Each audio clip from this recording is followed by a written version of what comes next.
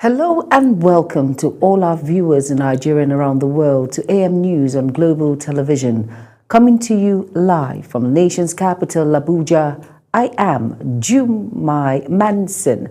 Now, a quick reminder that Global Television is on DSTV channel 365 and Star Times channel 276. Now, the news in full. The Nigerian Association of Resident Doctors has warned that the country may soon face another nationwide shutdown of medical services. This follows the federal government's failure to honor a memorandum of understanding previously signed with the association. In an urgent appeal to senior medical professionals and respected elders posted on X titled Urgent Appeal to Avert a Looming Nationwide Strike, Secretary General of the Association, Dr. Shaibu Ibrahim, cautioned that the nation is on the brink of a total and indefinite comprehensive strike.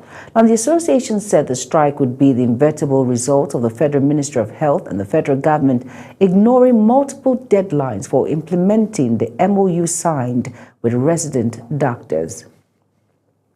Meanwhile, the Nigerian Medical Association has criticized the federal government for what it described as the party allocation to the health sector, noting that proposed 2.48 trillion naira for 2026 amounts to approximately 10,400 per citizen for the fiscal year. The association said the amount allocated to the health sector is unacceptable and grossly inadequate. This estimate is based on the 2.48 trillion naira health sector allocation contained in President Bola Ahmed Tinubu's 58.18 trillion naira appropriation bill presented to the National Assembly, and the United Nations Population Fund's estimated 237.5 million population for Nigeria. The Nigerian Air Force has recorded a major breakthrough in the ongoing offensive against armed banditry in Zamfara State, with the successful execution of 2 precision airstrikes on key bandit strongholds in Safe local government area. The report. The coordinated air operation were carried out on December 28, 2025 by the air component of the Operation Fanseng Yamma Sector 2, following sustained intelligence gathering and surveillance of identified bandit enclaves at Turba Hill and Kachala Dogo's Sule camp. At Turba Hill, the intelligence and aerial surveillance confirmed heavy bandits' presence and a central operation structure within the enclave. NAF air assets engaged the target after positive identification, delivering a precision strike that destroyed the structure and neutralized several bandits. Post-strike assessment confirmed the collapse of the hideout and the disruption of activities within the area. The second operation focused on Kachala Dogo Sule's camp, widely known as a major bandit stronghold and a hub for the production of improvised explosive devices. Intelligence report linked the camp to recent IED attacks along the Dan Sadao Magami corridor. During the strike, multiple active structures within the camp were hit, resulting in large fires that destroyed the facilities and neutralized several bandits. The operation significantly degraded the group's ability to manufacture and deploy explosive devices. The airstrikes have dealt a major blow to bandit networks operating in Zamfara State, particularly by dismantling their IED production capability and denying them safe operational bases. The success of the mission underscores the effectiveness of intelligence-led air operations and close coordination among forces involved in Operation Fanseng Yamma. The Nigeria Air Force says it remains fully committed to sustained joint operations aimed at dismantling criminal networks, To find answers. The report. The United States, in collaboration with Nigeria, carried out airstrike in some parts of Sokoto State few days ago, targeting armed groups like Boko Haram and ISIS West Africa. While the United States government insists these actions are aimed at protecting global security, such actions have raised alarms across Nigeria. These airstrikes not only have military and political implications, but also raise crucial questions about Nigeria's sovereignty and its role on global stage. Implication of the United States strike in the city of Caliphate, Nigeria, Sokoto State, has a vast implication. Let me say, from a strategic point of view, it has become a challenge that tested Nigeria's capacity or capability to fight the enemies in Nigeria. It has also tested our diplomatic posture on the world stage. With ongoing battles against insurgent groups in the northeast and a rising threat from banditry across the northwest, the intervention of foreign military forces could further complicate matters. I think that's a welcome development. It's not a thing of joy that day in, day out, we wake up with stories, people killing, people died, people kidnapped, people raped. If there's a solution from anywhere, we need to clap and welcome them. Nigeria has been careful in its foreign policy, balancing relationships with global powers like the United States and China, while protecting its regional leadership in Africa. However, these airstrikes could complicate Nigeria's position as a key player in the African Union and on the global stage. How will the government address these concerns with its citizens, and what will this mean for Nigeria's international relationships moving forward? The insecurity in Nigeria have got out of hand, and anywhere, we citizens of Nigeria have been praying for this. So we're all happy the way US intervened. It's clear that these airstrikes carry far-reaching consequences. While Nigerian security forces are already stretched, the diplomatic fallout from these strikes could have lasting effects on both United States-Nigerian relationships and the broader geopolitical landscape in West Africa. Analysts say the government must reassure the public that it has control over security matters and that foreign interventions won't come at the cost of Nigerian sovereignty. It could also acknowledge the realities on the ground, that these extremist groups do pose a significant threat to survival of the nation. Sadia Yakubu, reporting for Global Television News. The National Drug Law Enforcement Agency has secured a federal high court order in Lagos to detain a cargo vessel and its 21 crew members following the seizure of 25.5 kilograms of cocaine at the Apapa seaport. Obong Usoro tells us more. The drug consignment was discovered on December 6, 2025, aboard the merchant vessel MV San Antonio, which arrived from Brazil. NDLEA operatives acting on credible intelligence uncovered the cocaine concealed in the ship hatch during inspection.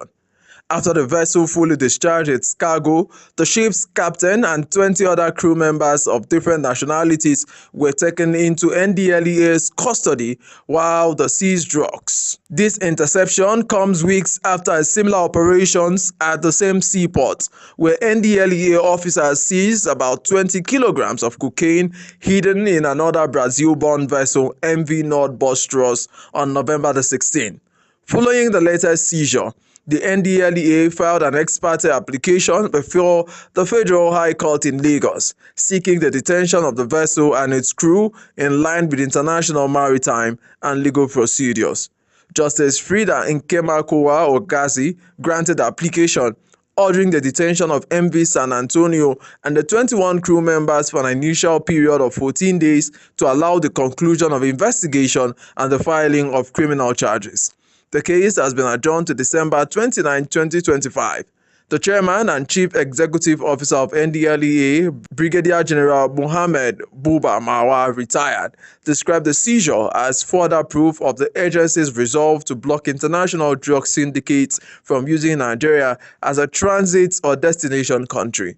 He commended officers of the Apapa Strategic Command for successive interceptions and reaffirms the agency's commitment to sustain collaboration with local and international partners to combat illicit drug trafficking and substance abuse. After the Christmas holidays declared by the federal government, civil servants across the country have returned to work. At the National Secretariat in Abuja, activities have gradually picked up as workers resumed official duties. Correspondent Obong Usoro again tells us more. The Christmas break is over. Public offices at the National Secretariat in Abuja are once again coming alive.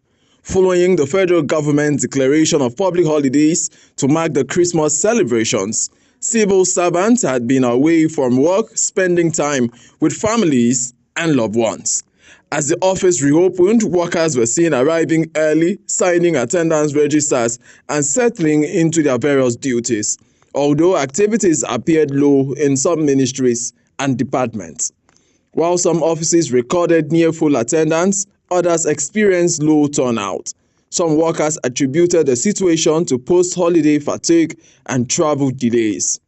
Despite this, essential services and administrative offices gradually resumed, signaling a steady return to normal government operation.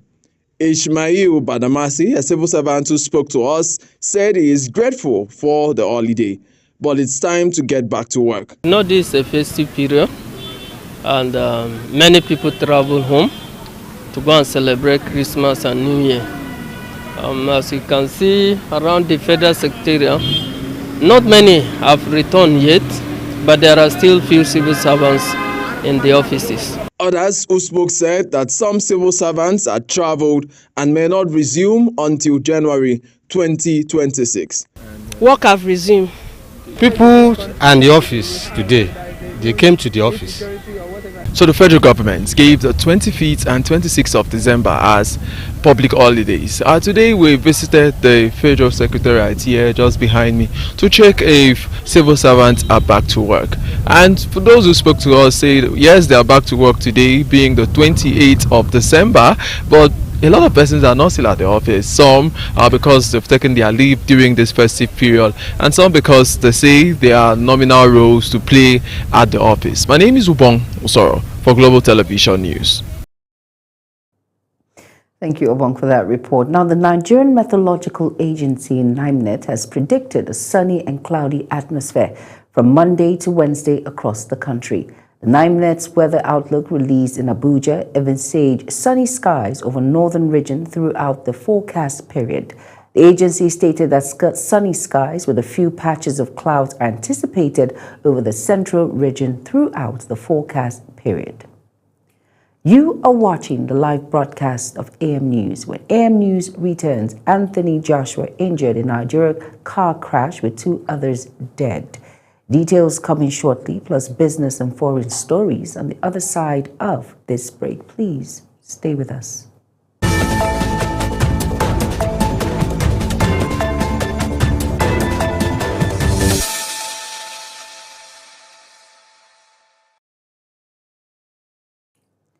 You're welcome back, and if you're just tuning in, this is AM News on Global Television. Thank you for staying with us. In business now, President Bola Ahmed Tinubu has approved the cancellation of substantial portion of debt owned by Nigerian National Petroleum Company Limited to the Federation account, wiping off about $1.42 billion and 5.57 trillion naira. The approval was documented by the Nigerian Upstream Petroleum Regulatory Commission titled Report of October 2025 Revenue Collection, presented at the Federation Account Allocation Committee meeting holding on 18 November 2025. Now, the directive effectively clears the legacy debt accumulated up to December 31st, 2024, resolving long-standing disputes between NNPC Limited and the Federation while leaving current liabilities for 2025 operations under ongoing monitoring.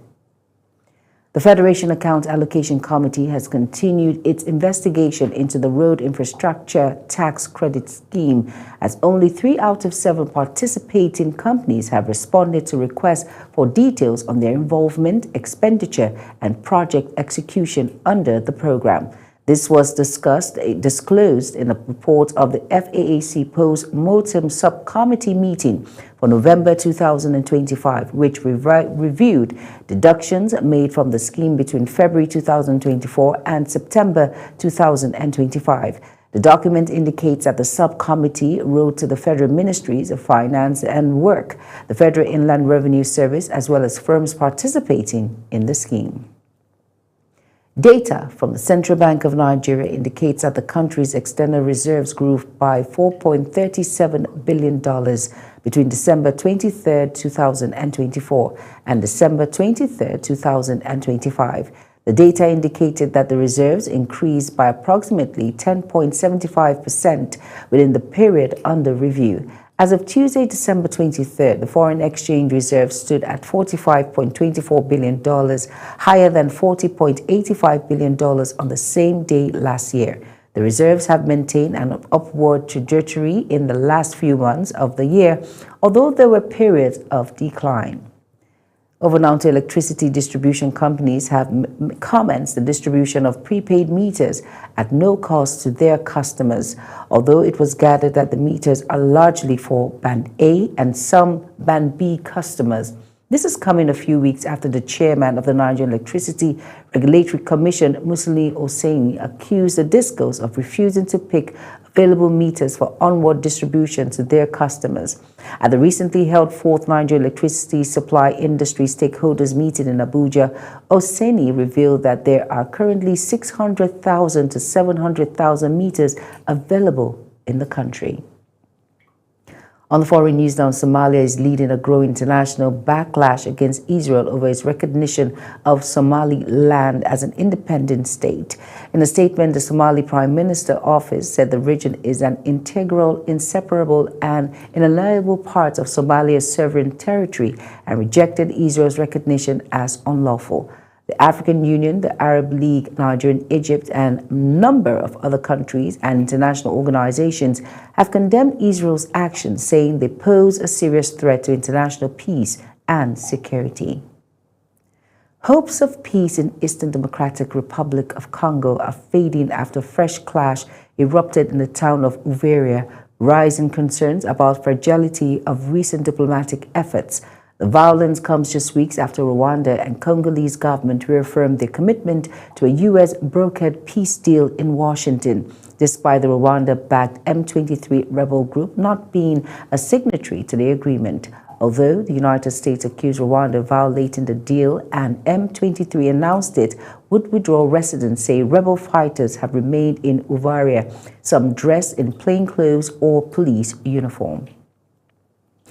Officials say a train carrying 250 people have derailed partially in southern Mexico, killing at least 13 people and injuring 98. The train was carrying 9 crew members and 241 passengers at the time of the accident, with 139 were reported to be out of danger, while 36 of the 98 injured were still receiving medical assistance. Uyi Agbomofuegbe tells us more. In a statement posted on X, Mexican President Claudia Sheinbaum stated that at least 5 of those injured were in what she described as serious condition. President Sheinbaum said she has directed the Secretary of the Navy and other senior personnel to travel to the area and assist the families of those affected, adding that the Ministry of Interior is coordinating the response to the incident. Mexico's Attorney General's office also said it is opening an investigation to determine the cause of the accident. The Mexican Navy said the interoceanic training linking the states of Oaxaca and Veracruz went off the rails as it passed a curve near the town of Nizanda. Uyi Agbomofuegbe, reporting for Global TV News. In sports news now, the final round of group stage matches at the African Cup of Nations begins Monday, with qualifications still open for most teams as the race for the knockout stage intensifies. This was detailed in a release titled AFCON 2025 Final Group Games Begin as Knockout Race tightens in Morocco, which is on the CAF website. Now, according to the Federation of African Football, only 3 teams, Egypt, Nigeria, and Algeria, have secured places in the round of 16 after winning their first 2 matches, leaving the remaining slots to be decided over by the final sets of group fixtures. Former heavyweight boxing champion Anthony Joshua had been injured after an SUV conveying him crashed into a stationary truck along the Lagos-Ibadan Expressway in Makun area of Ogun State, an accident that claimed the lives of 2 other occupants. The Federal Road Safety Corps confirmed that the crash, which occurred around 11 a.m. yesterday, involved a Lexus Jeep and a parked commercial truck, with preliminary investigations linking the incident to excessive speed and wrongful overtaking. While Joshua sustained minor injuries and was rescued alive, FRSC said the injured victims were taken for medical care. The Zs were deposited at the morgue in Shagamu, and authorities have reiterated calls for motorists to avoid speeding and dangerous overtaking especially on high-speed corridors during the festive travel period. Now that's it on AM News. A quick reminder that Global Television is on DSTV channel 365 and Star Times channel 276. Now kindly follow us across all social media platforms now showing on your screen by using @GlobalTVNG. I am Jumai Manson. Thank you for watching. Up next is Global Morning. Stay tuned.